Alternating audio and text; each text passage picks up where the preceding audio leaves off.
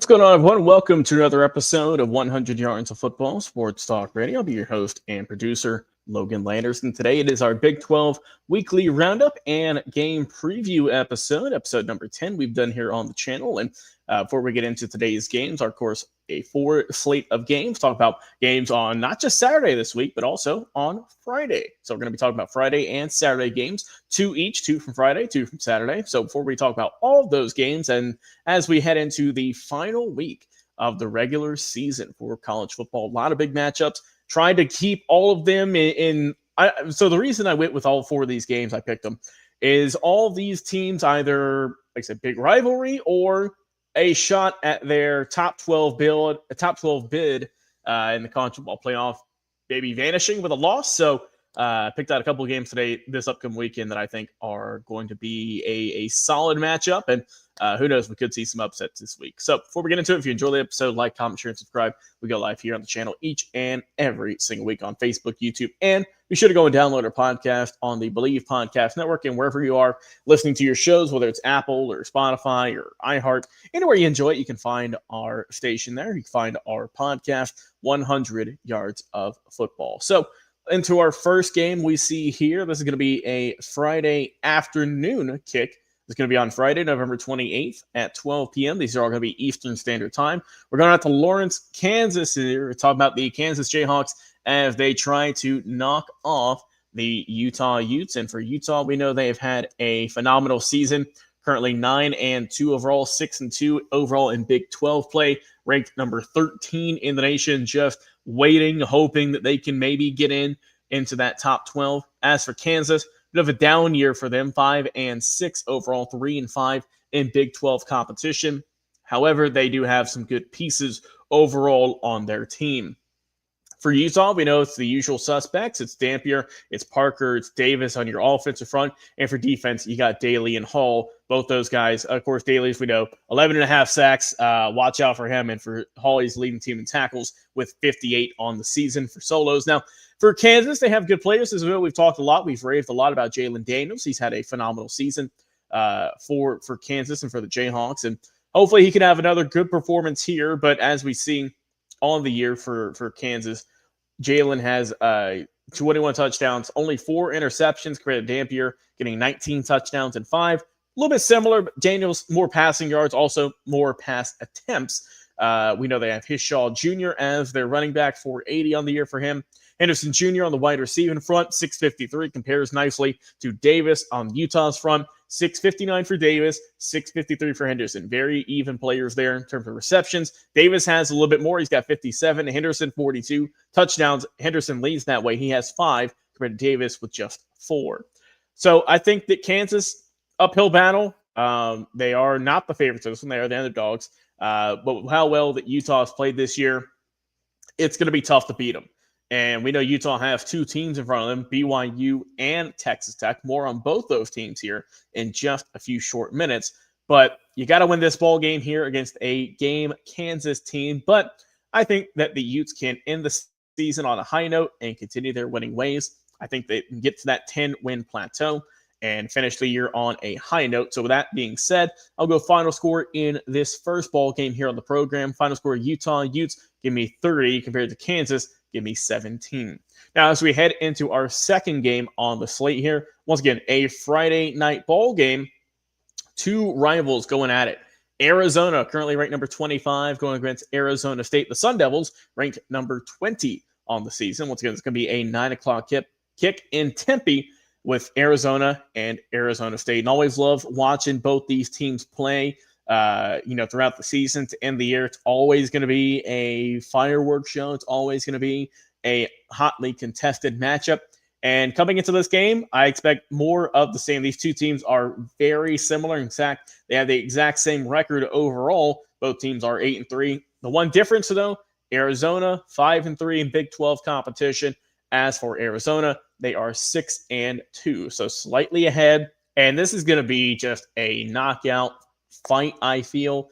This is going to be a lot of heavy offense, and good luck for anyone on defense, because I think this is going to be one of those shootout type games. Now, as we know, for Arizona State, they have been hobbled here in recent weeks. And I only say that just because their quarterback, Sam Levitt, unfortunately is injured, and he is not going to be in this ball game. We know that he's had a great year overall, I would say, for the Sun Devils, and unfortunately he has been injured. But I think that with look at this game, let's start with Arizona first and foremost. You got Noah Fashita, who we've talked about a lot here on the channel. 2,600 passing yards on the year.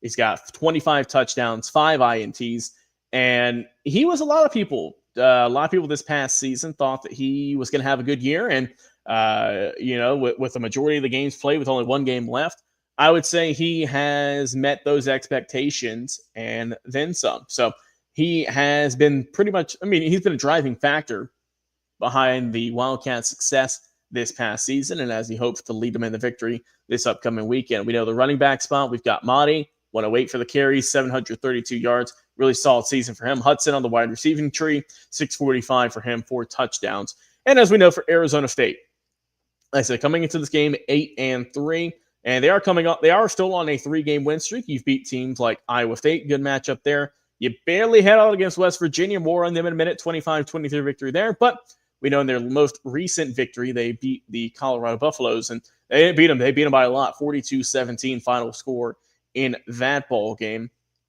And as we know, the new quarterback for Arizona State this late in the season is going to be Jeff Sims, a wily veteran, someone who's been around college sports for a couple of years now. He's not like he's a freshman who's barely getting any playing time. He is, in fact, a senior from Jacksonville, Florida.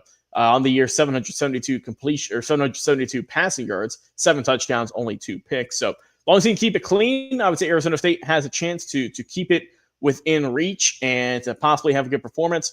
You got to have Brown, having a good performance as well, like normally. Over 1,000 yards for him on 173 carries. We know he's been getting a heavier workload, Raleigh Brown, that is. And you hope you can keep handing him off the ball as Arizona State hopes to pull off an upset here against Arizona. Or as Arizona State hopes to beat Arizona here and beat their rival. So I think it's going to be a good matchup, but I'm going to go with, I guess you can say, the slight upset in terms of the Arizona rankings. So I'll go Arizona Wildcats, number 25, knocking off number 20, Arizona State, in this matchup here to end the year. I'll go final score. Keep it close. Not just 7. Let's just go 3. I'll go final score for this game here. Let's go Arizona 28 and 25 for Arizona State. So I think the Wildcats will roll in this one, pull off a good win to end the season, and we'll see what happens 9 o'clock out there in Tempe on the road. Next matchup here. Texas Tech, who is kind of the belle of the ball for the Big 12, who's their highest ranked team, number 5 right now in the nation, taking on an unranked West Virginia squad. Now for Texas Tech, this should just be business as usual. Take care of it and move on to hopefully bigger and better things representing the conference in the top 12 teams there. And Texas, they're number 7 now. And I think that they have a very good shot to win this ball game convincingly. But we've talked about West Virginia this year, and we've talked about how they are keeping games close, just haven't been able to pull out the big win yet. Currently 4-7 on the year, coming off their most recent loss, 2-point loss to Arizona State. Now, looking at this team, they have played a handful of ranked teams, obviously, and they lost to BYU 38-24. They beat Houston, that's the kicker, 45-35, season high in terms of points. And I don't know if they're going to be able to duplicate that with the Texas Tech defense. We know the offense with Bear Morton's good. 17 touchdowns, over 2,000 yards for him. We know Dickey can get it done in the running game. But you have Bailey, 12.5 sacks. You've got Rodriguez, 97 tackles. They get interceptions like crazy. This Texas Tech defense and really just team you're going to be able to put them up against anyone in college football, I feel. And they have a good shot at coming out on top. For the Mountaineers, tough task ahead of them. Very tall task. Got Fox, their quarterback, over 1,000 yards. You got Hubbard, 335. Their running game is it could use some work. And it's hard to be one-dimensional with this Texas Tech team. I'll tell you that much. You have to change up plays. You have to get creative to score points against this team. And it's going to be a tough go at it. But I think Should be an easy game here, but like I said, there's always that risk of an upset. I don't see it happening for this one. If it does, color me surprised. But I would go with Texas Tech Red Raiders picking up a dominant win in this one. I'll go 35-10. And the final game we're going to be talking about here on the channel as we move ahead and look forward to not just this weekend here of college football, but also getting to the holidays tomorrow with Thanksgiving. Final game we have here, UCF. They're traveling out there and taking on the number 11 ranked BYU Cougars. Coming into this matchup, UCF 5-6 overall. 6 of those losses, all 6 actually, came in Big 12 play. As for BYU, 10-1, as we know, 1 loss in Big 12 play. Number 11, and they are in contention right now to make it into the top 12. You need something to happen this weekend just to really solidify your spot as you're kind of right there dangling on the edge to get knocked out. But if you take care of business here, that's step 1. Then you hope something else kind of crazy happens to end the year for any of the other teams that are in that contention to move forward in the playoffs. It's going to be at 1 p.m. on Saturday out there at LaFell Edwards Stadium. And looking at this matchup here, UCF, we know they got Jackson as their quarterback who's done really well this year, close to 2,000 yards. He's probably going to eclipse that. He's got 1,919, so just right there on the verge. He'll get past that, I'm sure. Going up against, as we talked about here many times, Bear Bachmeier. He's got a lot of completion yards, but touchdowns hard to come by a little bit in the passing game. 2,304, only 13 touchdowns. You would think you'd get a little bit more, but he still is keeping them in the ball game. Good matchup here. 13 touchdowns, only 4 picks. Now we know where BYU. We know Bachmeier. Look, good quarterback, very very good quarterback. You need him in your team if you want to be successful. But talk of the town, really in college football this past week, regardless of Big 12, regardless of anything like that, it was L.J. Martin. 32 carries, 222 rushing yards, scored twice as well. And what a performance that young man had against Cincinnati as they beat the Bearcats 26-14. Now, look, I don't think he's going to have a game like that quite again, but it wouldn't surprise me, I'll say, if he goes, 150 plus. I wouldn't put it past him. He's had multiple 100-yard rushing games this year. I think he is capable of doing it one more time. We know Chase Roberts is their top wide receiver as well. In terms of sack numbers, you got Lawrence and Kelly, both teams there, or both guys for each respective team. Each have 7.